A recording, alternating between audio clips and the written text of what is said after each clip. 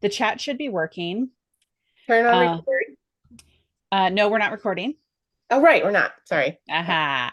But I'm going to turn on the chat because the chat is notorious for actually not seeing, like nobody seeing it. Whoops.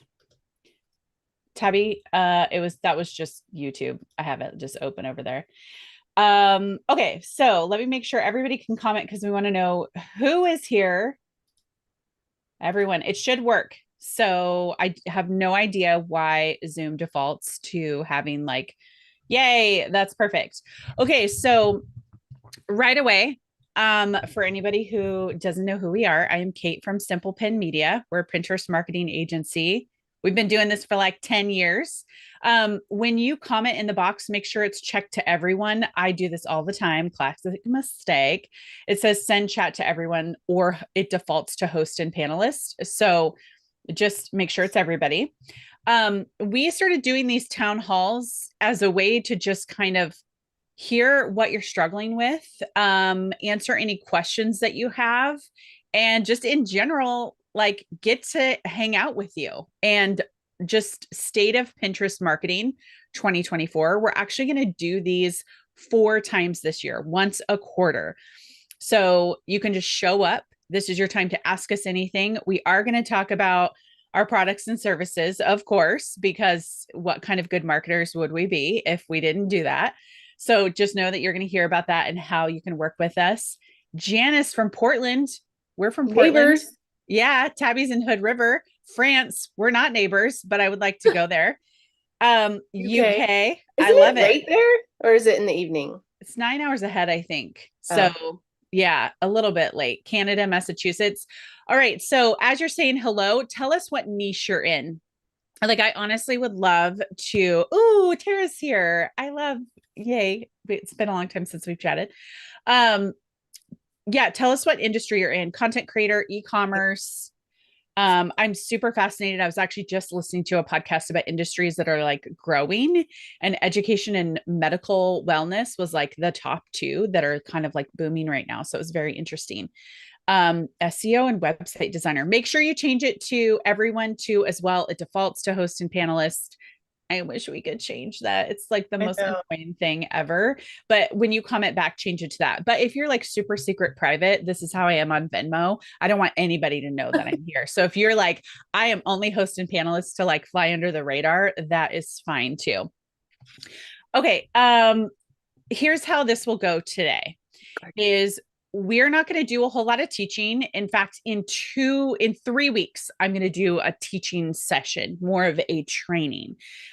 We can drop the link for that and you can sign up for that. It's on February 28th, which is not the last day of the month because it's a leap year. It's the day before the last day of the month. I'll be doing training, whereas this time right here is just about you and questions you're going to ask us. We'll always be super transparent with you. So we'll tell you if we don't know, or we'll go figure it out. There's a Q&A box here. Drop your question in the Q&A box because sometimes things go super fast in the chat box. Plus, then we can keep track of everything and we can either go back and answer that in our podcast, which I have the Simple Pin podcast if you're not subscribed to that, Apple, Spotify, and everywhere else. So we take those questions, and if we don't answer them here, or if we feel like this is a question that the broader audience really wants to know about, we put that in the podcast or even on YouTube. We've been doing a lot of explainer videos on YouTube. We're also streaming live over there right now. So this is a new thing for us. We're just like testing out all the stuff. And Cheryl, I love that. The podcast is gold. Thank you. Man, after almost 8 years of recording a podcast about Pinterest, I really appreciate hearing that because sometimes I feel bored with myself. And so I don't know if other people are bored with me. So there's that. Kelly too. Thank you. Okay, but start putting your questions in the Q&A box, queue them up. And here's what I want you to know. If you are new to Pinterest, please let us know in the chat box too. If here's your first question. Let me pull it back a little bit. Here's your very first question that I'm going to ask you. Are you beginner, intermediate, or advanced when it comes to Pinterest? Just put that there because I'd love to know. And then number two, start by putting your questions in the Q&A box because we're going to let your questions kind of guide where we go. A lot of intermediate. I love it. Beginner. If you are a beginner, I only have one request of you. You are not allowed to start a question with, this might be a dumb question. Nope. It's any question is a good question.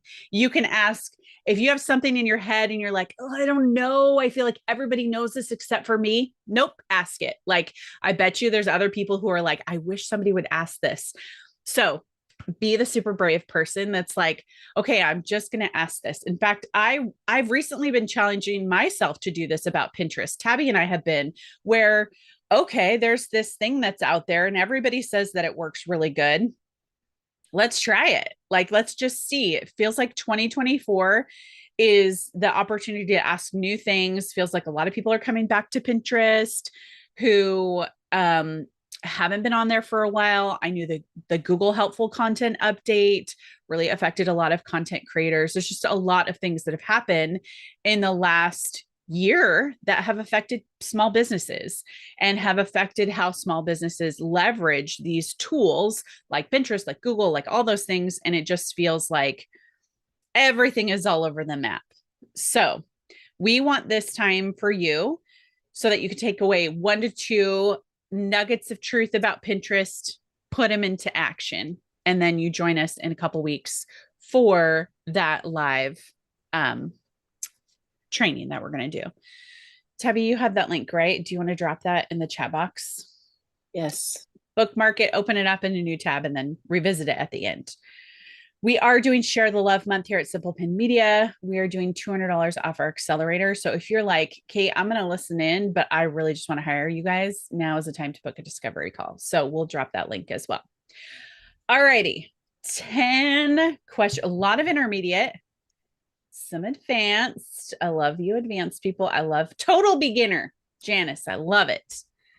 Total beginners are my jam. All right.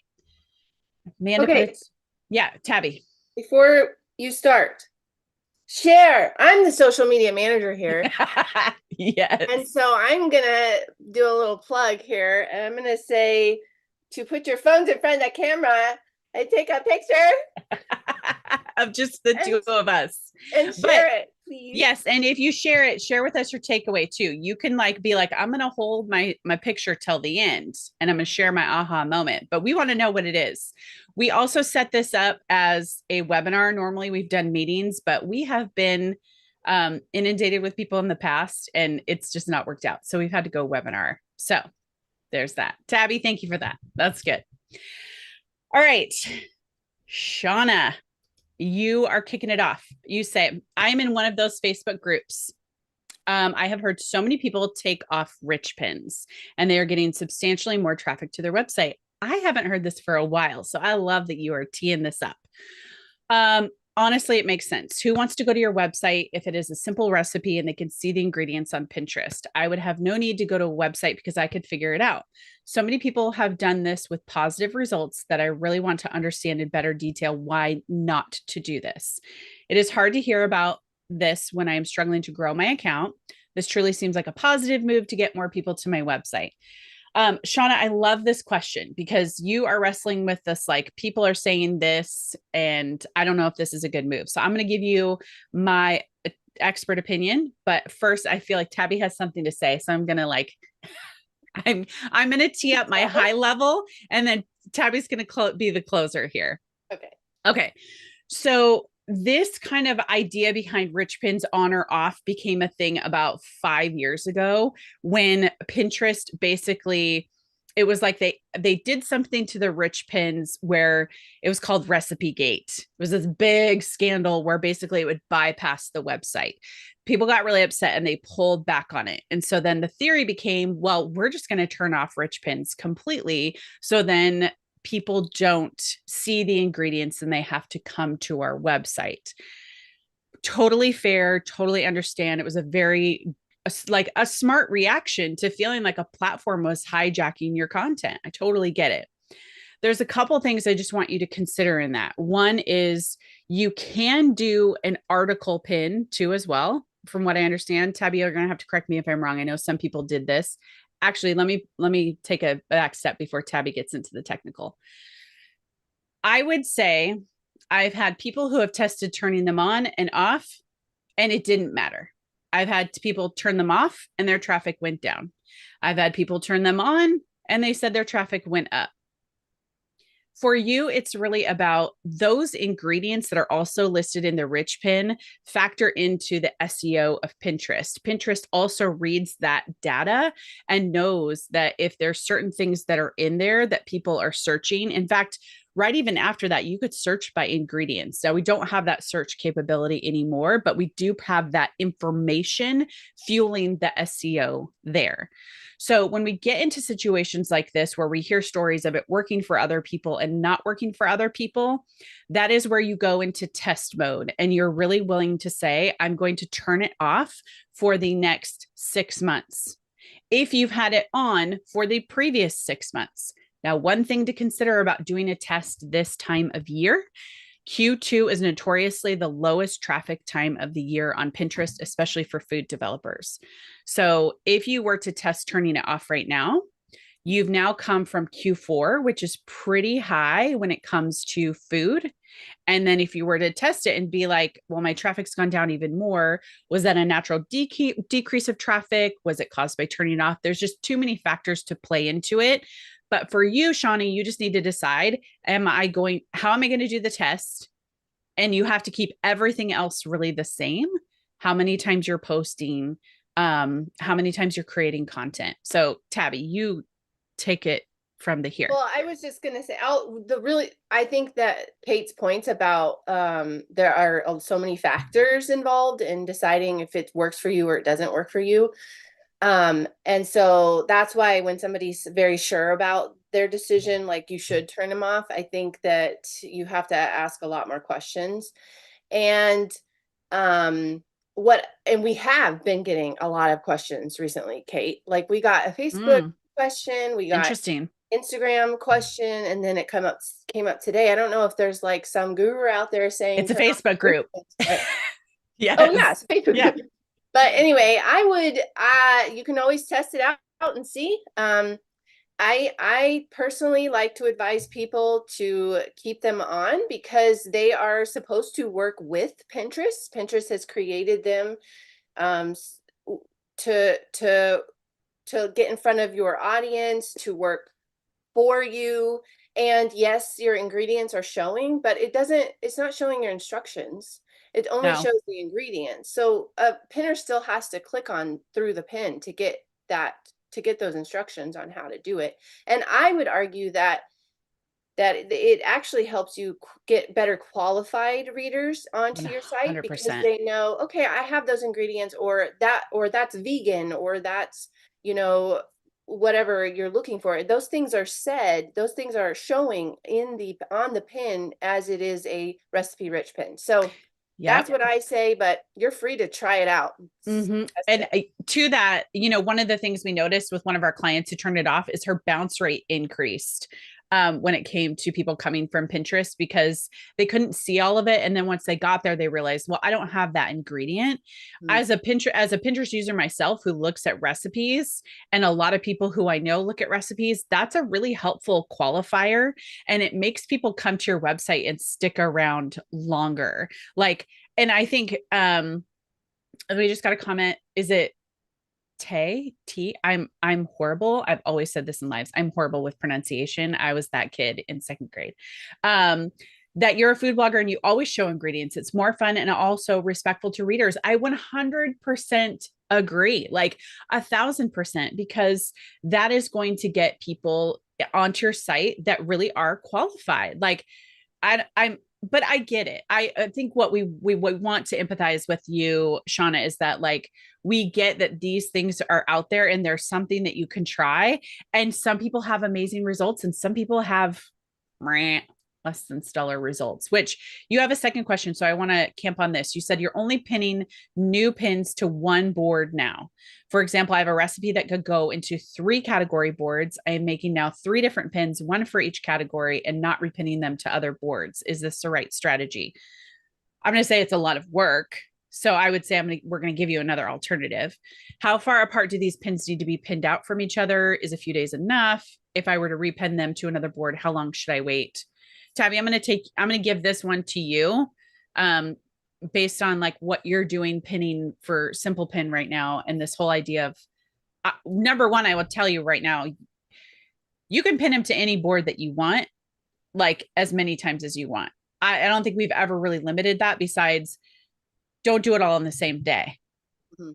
So how else would you answer that? Yeah, so I think we get into the weeds a lot when we get so detailed about like, well, you can only make this many pins per URL and you can only pin it to this board. Um, I just think that those things aren't they are not beneficial to you to the level that you're putting the work into it. So for us, like we create 2 pins per blog post, and then I pin those pins, I interval pin them, I schedule them in Tailwind, I interval them to all relevant boards. I don't overthink it. That is what I do. And that's what we do for our clients. Now, I mean, that's like pretty broad, but and you know, you can have like different industries, like you could have e-commerce, you can have, you know, food blogger, and you might have different ways of going about trying to get your product or your, you know, recipe in front of your people. But in general, I would say don't focus on the details like that, because you're putting so much energy into, you know, making sure it's the exact tactic of, you know, whatever it is, and it's just not going to pay out as well for the energy you're putting into it. Yeah, definitely. Which I think that you had a follow up about setting a time for a pin to go out. A time when a pin goes out, it does not matter at all. It's And not like Instagram. yeah, we set it with we use Tailwind still, so it's something where we just kind of let them choose the time because one of the things about the algorithm is that people are seeing the pin at tons of different times. Like nobody's opening up their home feed and it's in real time anymore. It just doesn't really like work like that. Um, by the way, I'll answer this one real quick. Joe, it's you, but you got 322537. I don't know why it's giving you that name, but you said hashtags or no hashtags. The rules change faster than I can read them. No hashtags, no hashtags. Like, I know that I heard somebody talk about like they're back and they highlight. Our general rule is that nobody on Pinterest searches using a hashtag. No user does it, doesn't exist. Number two, it's taking the place of a keyword, which is that's your utmost important in your pin description. Just don't use them. And if you hear it, like just pretend, just go, my user doesn't use hashtags on Pinterest. Full stop. Yes, there you go. Okay, Dana, the best place tool to do keyword research for pins, Tabby. I would first search on Pinterest itself. So I would look at your niche and I would either pick like, you know, uh a top post that you have, search that on Pinterest and see what comes up at the top. Those pins are performing well. They're showing up at the top of your feed based on that search. So I would use those pins, the pin titles, the pin descriptions as a guide for keywords in that specific topic that you're searching. I would then also use the trends tool that Pinterest has. If you are in your Pinterest profile, it's, you know, an option at the top. I think you can also It's go, like the little hamburger, and then you yeah, go to and analytics and then yes, trends. it's under analytics. That it's super detailed now. Like it's super what's the word? Like super developed.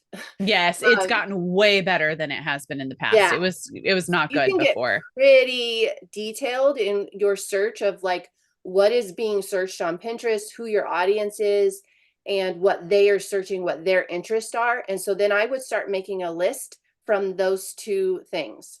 Mm, yes. Okay. For some reason, I just got a weird notification on Pinterest that I'm denied access to trends, but I literally just saw it. So I don't know. Just know that if you get glitches, just like backspace. But what I like about trends too is that it breaks it down to tons of different countries where we were pretty limited before with just US, UK, and Canada. Now there's several. So if you want to look at the search trends within your home country, it's definitely a good place to look for sure. Um, okay. I've got something funny coming up. Okay. I'm like ahead of myself. Okay, Crystal, any top tips for converting pin clicks to outbound clicks, trigger words and phrases? Yeah, actually, Tabby, I wish I could find it. I want to say like it depends on what you're converting to. So if you're converting to like a recipe, it would be like get the recipe now, make this now, it's so easy. Like or if you're converting to a download this now, or a video, watch this now, so that people know there's an action that needs to be taken. We have a like a pin portfolio page that we have used for some of our image designs. I can't remember where it is. You know how when you have a lot of you will understand this when you have a website for so long, you're like, where is that? And you're using your own search bar to find things because there's just no easy way to find it.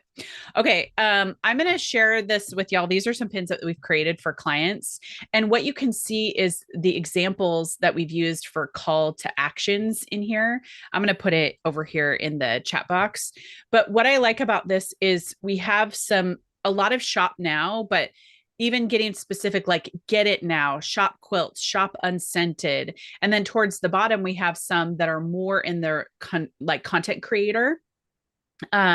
So how to easily find more time in the day, or anything that gets people to, it almost looks like a box too, like read now. Those are ways to take pin clicks. Yeah, like a button. I don't think it's so much a phrase, but you could use little arrows too. You can use things like that. Sometimes we'll do that on our Pinterest account as well. I have a podcast. We have videos. So it's very important to qualify like where you're sending people. We, by the way, don't send people directly to our podcast player. We have tested out going from our pins to YouTube. That has been a recent thing that we've tried, which we've said for a long time that doesn't work, but it's actually working for us, which is actually really interesting. If you make pins for it. If you make pins for it, thank you. It's not just like you can slap up a YouTube video and it goes over to Pinterest, but there is a great way to do a small video and get that to convert to what people watching the longer video on YouTube. Lots of questions too. I see a few that are coming up in the chat box. So I don't know if Tabby, you want to move those over towards Sorry. the other, but Amy, you win the prize because I said to Tabby yesterday, somebody's going to mention the word fresh pin in this. And Amy, you're the winner. I don't have anything to send you as a winner, but I'll just say you're the winner. Okay. Since the big fresh pins change a few years ago, are the guides Pinterest gave us then still correct? Pin an image, up to 10 relevant boards, 3 or more days in between pins to the same URL to avoid spam. No, not necessarily. It's a little bit more nuanced than that. So I'll say I'm going to take backwards first. When it comes to how the spacing between your pins, which I think somebody had asked us, we can't really find a hard and fast rule besides when you are pinning 50 or more pins, there's an excellent chance you're going to get marked as spam. In fact, I was watching a YouTube video of somebody who pins 100 times a day and they're like, I don't know, we've been marked as spam 4 times. I don't know. That might be the case. So when it comes to, I've seen people pin pins even closer than 3 days apart. But they're not doing a massive amount of pins per day. They're maybe still just doing 10 or 15 pins per day. The main thing to avoid is that when somebody comes to your profile, they only see your activity. So if you're pinning the same pin over and over and there's nothing in between, there's no like, variety, that looks really weird. We've come onto people's accounts and it's like 10 of the same pin. That's what we want to avoid. I would say as far as like here, this is probably super helpful as a walkthrough. Tabby, you're going to have to tell me if I'm on track with this. Okay. every Wednesday, Simple Pin Media does a podcast that's converted into a blog post. That blog post then is attached to Pinterest images. Tabby takes those two Pinterest images and she puts them out onto all relevant boards using interval pinning with Tailwind, because honestly, it's the fastest way to do it. Like, it's just it. So, Tabby, when you are adding them all to those boards, how much time are you putting in between that new pin? Usually it's 7 days. Okay. Uh, but I mean, there's no like set number that you should go by. It also depends on how much content you have. Like if you have a bunch of content and you can fill up like 3 days of not repeating your content at all, like great, then you can do shorter intervals. If or longer intervals, I should say. If you have less content you're working with, then your intervals might be a little shorter. Um, it really just depends. We have a ton of content. So, we have, what, 10 years of blog posts? Mm-hmm. Yeah, a Um, lot, almost 400. yeah. So, currently I'm actually testing out some things right now. So right now I'm doing 20 to 25 pins a day. And I am intervaling anywhere from 3 to 7 days apart. And that's just where I'm at. And we do the same pin images, titles, and descriptions. Like, often we really don't change our descriptions all that Yeah, much. Beth had asked about that. If when I do interval pinning to all relevant boards, the same pins, am I using the same pin images, titles, and descriptions? Yes, I am. Um, Yeah. yeah, We kind that of was make it easy. I would say this too. If you're somebody who's like, I really need to wrap my brain around like how many days, what to do, all these things, come up with a system that feels very manageable to you yeah. and start with that. Because what's easy is you can hear all these different things that come in. Like, you just, maybe you're doing every 2 days and you just heard us say 3 to 7. You're like, oh my gosh, I need to switch. You probably don't need to switch. Right. But whenever you take it in a block of time, because the expert on your Pinterest account is you. If you're the one that's spending all the time in there and you're pinning and you're doing all these things, then you're learning about the behavior of the people interacting with your pin. Mhm. And what the behavior is of Simple Pin Media is going to look way different than somebody else. And for us, increasing our pins to 20 to 25 a day kind of came from my desire to say, hey, can we, like, that monthly viewer number that a lot of people depend on, which I think is totally bogus and has no merit on anything. It doesn't really tell you anything. Can we manipulate it? I mean, that was the question, right? Can we add more pins per day and add more outside content to play around with it and manipulate it? And I don't want to be somebody who's then going to say, this is what you can do to increase your monthly viewer number. That's not the end result of this, because I still don't want you to do it. I would just want to see for myself on my own account, can we mess with it? The Mhm. monthly viewer number has no bearing on conversion. In fact, does this increase in more pins per day? Does it increase our traffic? And our traffic's been on the struggle bus. I'm not going to lie. It's been really hard to get our Pinterest traffic up. And so if I was to listen to the spacing of somebody else or this, I would kind of be off track with what I'm trying to learn about my account. So just keep that in mind. It's just something I always want to tell people, especially with Facebook groups and things like that. Like, make sure whatever you're trying to is not taking up a ton of your time. Like, I really care about your business time. And I think Pinterest should probably be no more than probably 4 hours of your week. Like, Instagram's going to take way more time because you're engaging with people, you're doing all these things. But if you think about it, the bulk of your Pinterest work is actually done on your website, right? So you're creating content, you're creating images. And then when you get to that Pinterest point, it's all about like choosing right keywords and then like figuring out where that's going to go. So my belief is that it's not going to take as much time as you would like on Instagram or something like that. So And whatever you decide to do with your pins, what is actually important in the long run is consistency. So just showing up every day on Pinterest, whether it be your interval is shorter or longer than ours, it's really about creating content regularly and getting that content on Pinterest regularly. Mm-hmm. Um, yes. Okay. So I'm gonna jump ahead really quickly to I love artsy fartsy life. Are you guys aware of Tony Hill version of Pinterest where they're pinning 50 plus pins per day to the same URL for image only pins? We are. In fact, I watched that and he was the one who kept saying he got marked as spam. It's a theory I'm seeing kind of bubble to the surface. They're scraping Instagram for pictures and sharing without consent, which is a totally different issue.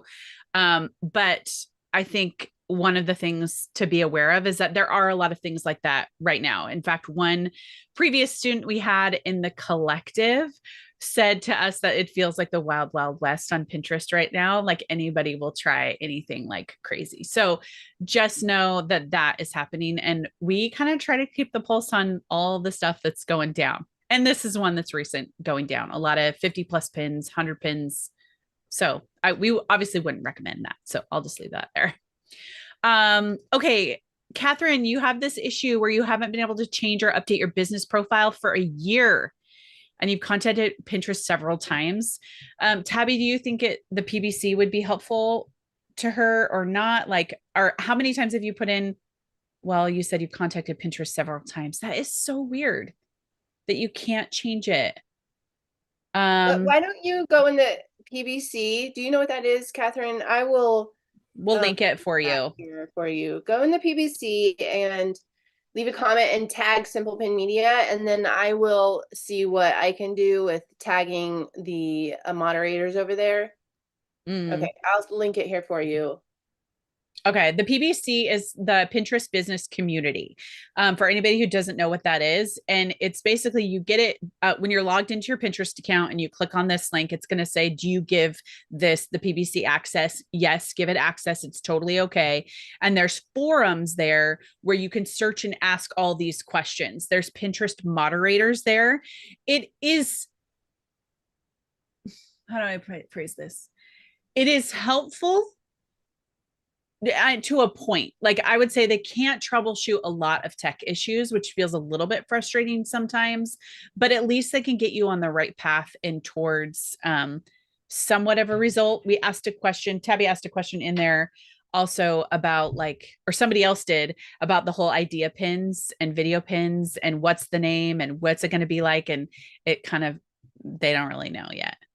They're going to change it and have a transition. But yes, all that to say, it's a good resource, but there's some limitations. We'll say that. Janice, is it a good idea to have a personal Pinterest page as well as a business account and then pin my own recipes to that personal page to help drive traffic? Or do they catch that? Should the two accounts be linked or separate?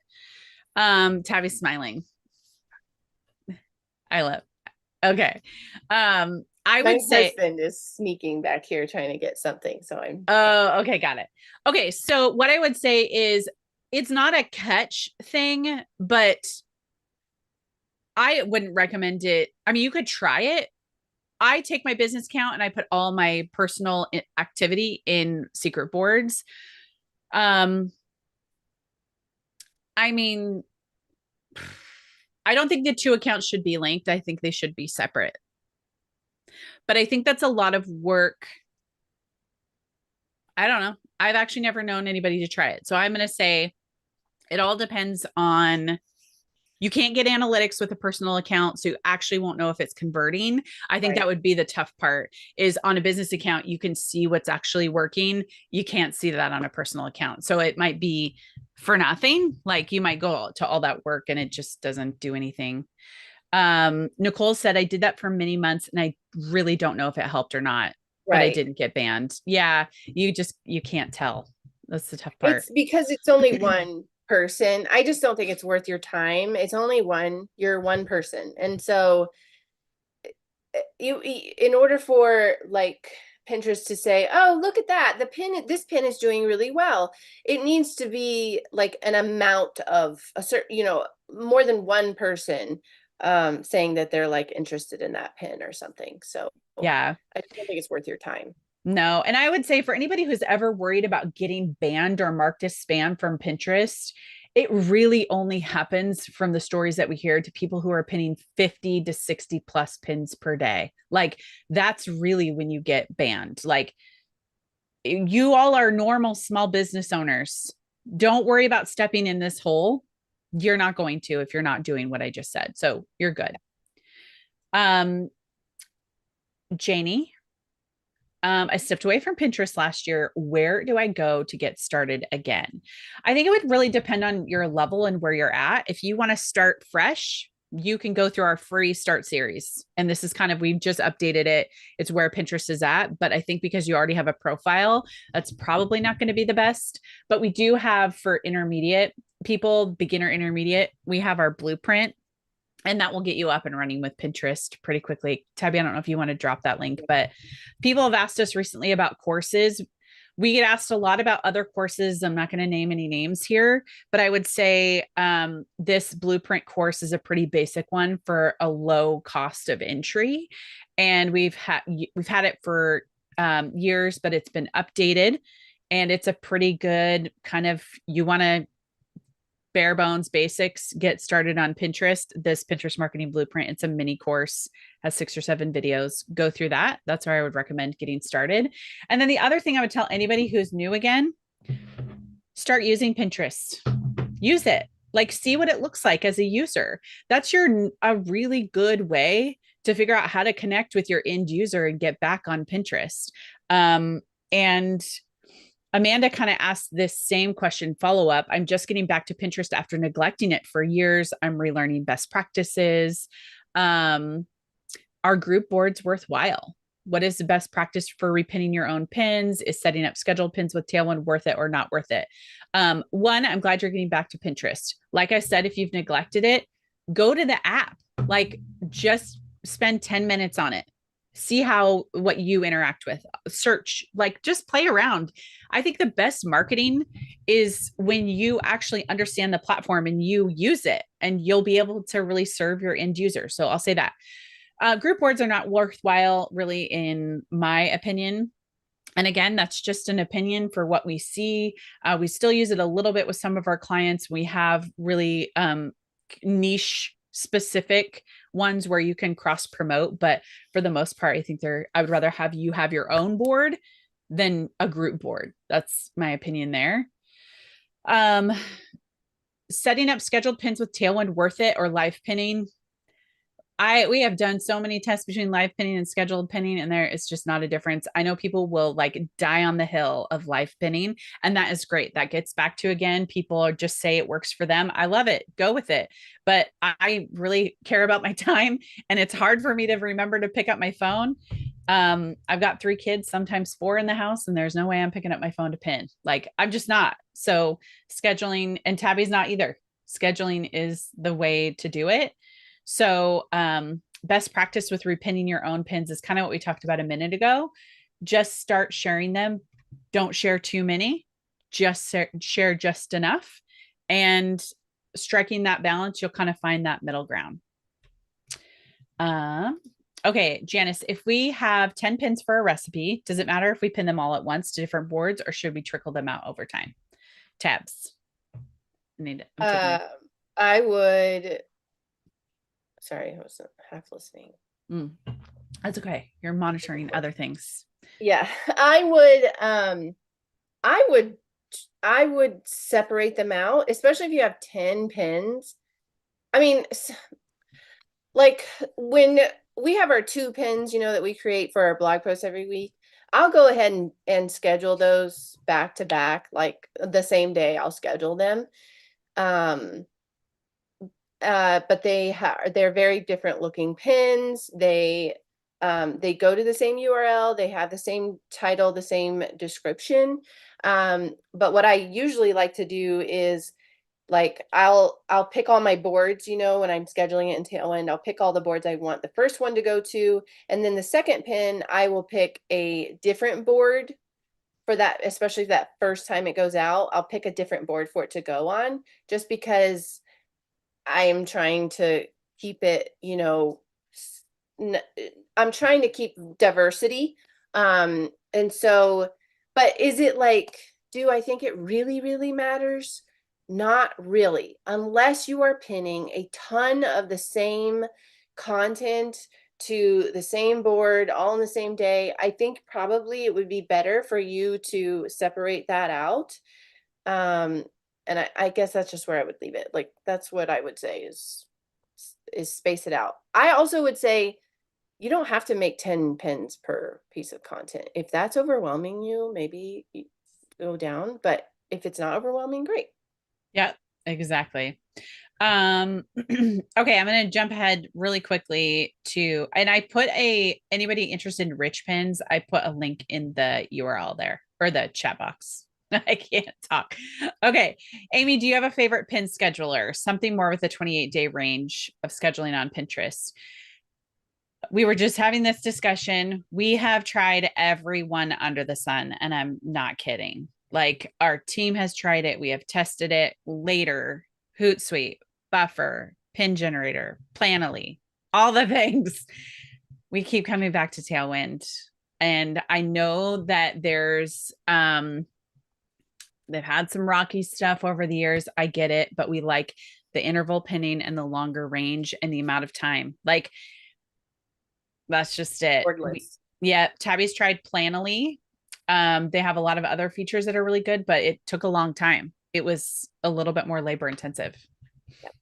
Yeah. Yep. Glitchy. Yeah, glitchy, kind of tough. We hated, I think I saw in our internal document the words "I hate buffer." I think it was like, don't use that. Co-schedule is another one on our list. I think we're waiting to test that. I've heard hit or miss about co-schedule. So that could be one. But again, they're not primarily first Pinterest. And I think because Tailwind was first Pinterest, they just got out of the gate. So, okay. Let's see, pinning my lead magnet. Oh, this is fun. Okay. Lead magnet is basically what you would give away to people to get them on your email list. So I just want to clarify for anybody who doesn't know what lead magnet is. And you can pin directly to your page that houses the lead magnet. So Cheryl says, my boards are all preschool themed. My lead magnet is a lesson planning form and free theme starter pack each month. So it's not specific to my individual boards. Will it mess up my algorithm by posting lead magnet pins to my individual boards? Somewhat of a same keyword. The lead magnet is preschool themes. Board keywords are more detailed. I would say one pin is definitely not going to bump you off. Like, it's not going to screw up your algorithm. I know that there's been people pinning things to boards that are more broad or not broad. So I pin ours to a lot of ours. Like, pinning the lead magnet will, if it's not a specific keyword, will not screw it up. And you can always change the description too. You can add in a couple of those keywords about those boards if you want, but no, you're good. Go ahead and just pin it. Anonymous attendee. I love these. I'm a food blogger who has never generated a ton of traffic from Pinterest. Since last August, I've been consistently pinning and very focused on Pinterest because it is a proven traffic source for others. I will agree with that. I do have 5 pins that perform very well. These are old pins that are not the most optimized in terms of title and description. I want to affirm that they usually aren't. The old pins are the ones that you tend to want to get rid of. I joke that it must be luck, but I find it frustrating that I can't recreate that magic with more pins. Do you have any advice? Again, I've been very focused on Pinterest since last August. When should I expect to see results in this case? Tabby, what are your thoughts on that? I would say I would really love to be able to see your account. I would love to be able to see your pins, to see your boards. I'd love to be able to see your website.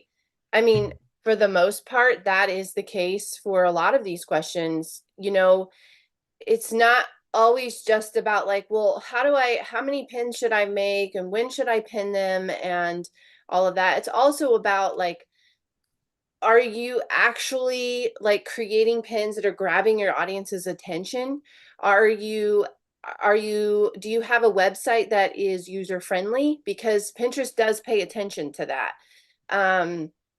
So those are questions that I would have. And as far as like how long does it take, if you are fully optimized, for Pinterest. If you're doing all the right things, we like to say like 6 to 9 months. Give it months. Mm. But again, there's a lot of variables with making sure that you're, grabbing your Pinterest audience and then keeping them on your website once they get through your pin. Yeah. And I would say too, like, looking, you haven't been on Pinterest a year and you started during the higher time for food bloggers. Start by trying to target some of the unique events that are happening in each quarter. So adding in keywords into your descriptions that really target spring, summer, or Mother's Day or graduation. This is a great keyword opportunity. I see we have some questions about keywords. You are more than welcome to change your Pinterest descriptions however many times that you want to try to see if those descriptions really help the algorithm pick up where you're at. And that is definitely a strategy that you should leverage and use for sure. I think we had a question on that a couple of seconds. It was in here. Like about trends, like how to use trends, or I don't know if that was it. It was a good one. Well, Tara, actually, you asked this. What are your thoughts about aesthetic as a keyword? Heard a good talk about how Pinterest is pushing that because they are more inherently pins to save for visuals rather than. Do you know what she's talking about, Tabby? no. Aesthetic as a keyword. Oh, so like the actual word aesthetic. Because they are more inherently pins to save for visuals rather than pins to click through. Oh, I see what you're saying. I think I see what you're saying. You're saying because Pinterest wants to try to keep pinners on the platform longer, and so they want to act more like Instagram. And so if you're using the words like aesthetic, then it's probably a pin where it's just a visual representation of what somebody is wanting, and they're just saving it and they're not really going anywhere with that. That's what I think. Yes. Thing. And testing varying pin titles and descriptions doesn't make a difference. We've never actively done a really good like A/B test on it, but I would say what we've seen is that different descriptions do get different results for us. Like we might have something that has more of an event based or a time based description that's going to be result in something a little bit different than five, ways to do XYZ. Or I'm not explaining that well, but yeah, we have not done a formal test, but I think it could make a difference in just what we talked about. She said that is right. I got it. Oh, good. Okay. Yeah, I mean, sure, go ahead and use it. I would say though, like if you want to, if you absolutely go for it. I mean, like if you think that word might work, great, do it. But I would still use Pinterest as a tool to get people to your website. Don't go for the whole like, well, it's a new Instagram or whatever. I don't think that's gonna fly. Mm-hmm. These are good questions. Tabby, you had one quickly. Can you skip? I Did you accidentally hit that? Can but you whatever. schedule video pins in Tailwind? That is so funny. We were just talking about that with our team yesterday. I can't see a way of doing that. Mm-hmm. Oh, sorry. No, sorry. Pinterest. I'm thinking of Instagram. Yes, you can. You can. For in Tailwind, you can schedule them to Pinterest. In Tailwind, you can schedule them to Pinterest. Yes, a video pin. Yes, you can, but you can't like yes, you can interval it. What you can't do is if you have the Tailwind extension on Pinterest, like sometimes this is all the time. This is what I do. For anything that I want to pin again, I go into our Pinterest account and I look at what's doing well, what I haven't pinned in a while, and I use our Tailwind extension and I hit that and then I schedule that pin to more boards. You can't do that with video pins. You have to re-upload it into Tailwind and then schedule it out to all your boards. Okay. There's that. Okay. We've got 10 minutes left. Power 10 minutes. Okay. Is it still best practice to pin other people's pins to your boards Or should you just pin your own pins? Pin your own pins. The only reason we were talking about pinning other people's pins is I was trying to manipulate the monthly viewer number. Don't pin other people's stuff. Basic, basic. Tabby, they were talking about this in the PBC yesterday when I was reading through. What are your thoughts on using ChatGPT AI to help you create Pinterest descriptions? I've heard it's a good tool and also heard it hurts your Pinterest. I'll say this. I think there's a lot of speculation about programs being able to read AI. I actually have a friend who wrote this like amazing review about a company that he worked with, and he hand wrote it and it got dismissed because they said it was AI. It took him an hour to write this review. He was like, what? So I don't think these programs are great. I think what we've heard is that the words chat GPT, anything programs that are AI based are not coming up in search, like when people search for that. So if you are specifically teaching and training, like we have a chat GPT guide to Pinterest. So yes, we think you should help. We think it can help you. I was using Google Bard the other day. I thought it was a little bit better than chat GPT. I think it's great. Just proof them, right? Like, I think that's the way we have to look at AI. Like, let it write for you and then make it into your own voice. You can't take it straight over. And then ChatGPT can be a good guide, but still have the human level. Correct. Yes, exactly. Even with SEO, I think that's just where we're going to see with ChatGPT. But I don't think Pinterest has the ability to read if it's AI yet. But I do know that they are, when you search for something on Pinterest, if nothing comes up underneath, it means those things are kind of not prioritized. And so when you search for some things like ChatGPT, from what I was recalling of this particular thread in the PPC, nothing was coming up for that. So that's all I've seen with that. Okay, I'm scrolling through here to see if there's ones that are totally different than what. Tabby, what's the difference between Pinterest partners and authorized by Pinterest when it comes to a scheduler? That's new for me. I always just heard them as Pinterest partners.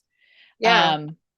I think I know what the difference is that Pinterest partners are people like they have signed some kind of collaboration with Pinterest that they will be in like an ad partner for them. They will share their clients, they will work with them on an ads level. Authorized by Pinterest, I believe they are allowed to have the API, but they might not have done the collaborative piece where they're sharing Pinterest information and client information. Tailwind is a partner. Yes. Metricool. I don't know what that authorized.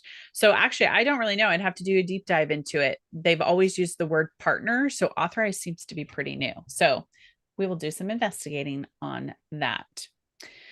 Okay. If you have group boards, should you take yourself off of them and remove them? If you don't use them, I leave them. I remove myself from them. So if I'm on them, nobody knows. There's no notification. So those of you who are freaked out, someone's going to know you left the board. They don't know. Just walk out the back door. Okay. Anonymous attendee. You asked about utilizing Pinterest trends and about a strategy behind that. We actually have several videos on YouTube where we talk about that. So I would actually go to our YouTube channel, search through our videos for when we talk about how to utilize the trends tool. Yeah, Tabby, do you want to drop the YouTube link here and then they can go? Yes. Let's see. These are so okay. I'm trying to get to the more like easy, quick, a lot of those before I get to the other ones. Cindy, why do you hate Buffer? I was thinking of trying it. I just know that our team who schedules all the time, they hated it and they are in with our clients all the time. So if something's not quick and easy, I think it was very clunky from what I'm remembering. So, man, we've tried. There's been a lot of talk of maybe we should create our own, but I don't know if I have the bandwidth for a software company. So we're just going to put that on hold. Using Pinterest to schedule your pins. Again, it's just kind of clunky. Some people love it. I don't. Sometimes I'm just shooting straight with you guys. Like, I'm not going to give you any frilly answer of what I like and I don't like. I just don't like it. It's really hard to use. And some people might come along and be like, I love it. It's the best thing since sliced bread. Okay, we trends, we're going to get you the link on that. Um, Stephanie, great session. Thanks for doing this. You betcha. Um, all right, let's see. How many posts should I do for one article? I try to create 5 pins pointing to my article, 5 different pictures, but nearly identical wording for the post. Is that too much or too few? I wouldn't go more than 5. We have 2, sometimes 3. So I would say sometimes you can go overboard. So there's that. Nikki, I love it. That would be awesome if you all became a partner. Um, we do know the ins and outs. Believe me, we've had a lot of internal discussion about our own scheduling tool. All right, this is a great one. Tabby, how important are those tags you select on your pins, the tagged topics? Do they act as keywords? Does Pinterest really use those for something? What's your thought on the tagged topics? You're on mute. Sorry. I was going to YouTube and sometimes like your video will just pop up and be loud, so I had to mute myself. Yes. I just linked that YouTube video, by the way. Okay. So Pinterest will use that to kind of help them know who to put that pin in front of. So it's just like I would look at it as like another tool in your, Pinterest marketing strategy belt. So I don't think it's like amazing and it's like you get all this traffic if you use tags and you don't get any traffic if you don't. I don't use them unless I'm uploading a video pin, or an idea pin, I guess. So that's what I would say. I mean, like that they're there for as a tool. And, Instagram has this as well. They have this tag thing where you can select like kind of the topic or whatever. And it's the same idea. Like it's not like shooting up my traffic. So I would use it if you're there pinning on if you're creating a pin on Pinterest, and go ahead, do it. It's a tool. I love that. Okay, a couple of things before we go, because we just want to know this, but we're going to answer 2 more questions because we've got 3 minutes. And also, if you are not on our email list, well, you are on our email list because you got this, so it's fine. Some of this stuff we're going to take and we're going to answer in the next couple of weeks also in our email list. We've changed up our Pinterest Made Simple, so I'm kind of like getting more into like getting more into the nitty gritty. That was my goal this year, was to kind of go deeper, answer these questions. So just know these are going to pop up there. But I think, yeah, what's your takeaway? Like, we would love to hear it because honestly, it's just easy for us to think that something works, but we want to hear from you. Like, what was your greatest takeaway? And while you're typing those in the chat box, your takeaway,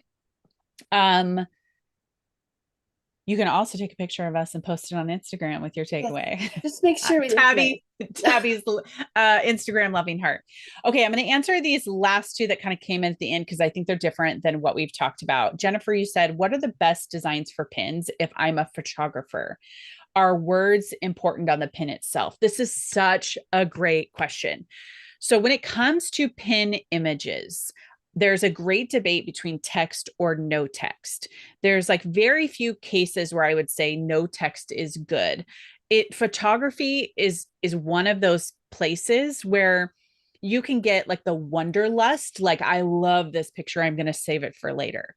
Or you can get the tutorial thing of here's how to pick outfits for your family photography. Here's how to ask your photographer what to do, but you're using your photography in the background.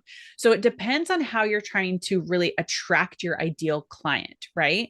Because I could see a beautiful picture and it looks like a bride, and my mind instantly goes to, I want her wedding dress instead of, I want that photography. So when you think of what you're going to use the Pinterest image for and what you want them to do, ask yourself, do they need more context? Now, when it comes to something something like home decor, most of the time we say don't put text on it because people don't need more context. They know they're looking at a room and they're trying to gather like the information about what the products are, or they want to see something in context. They might be thinking about a couch or the paint on the wall or whatever it is, but the description gives the context, but in that case, like the photo kind of, they support each other. They don't need text on the photo, right? But when it comes to photography, I just think, is it about travel? There's a lot more you could play around with, but if I were in your shoes, I would do a little bit of both. I would do some without text and see if that converts to clicks or if it converts to saves. That's very important, because if it converts to saves, that means somebody's like saving it for later for some reason, but you don't know what. If it converts to clicks, that person is trying to look for more information about the photo. So I love that question because it's the context of like, what kind of context should I put on it? So there you go.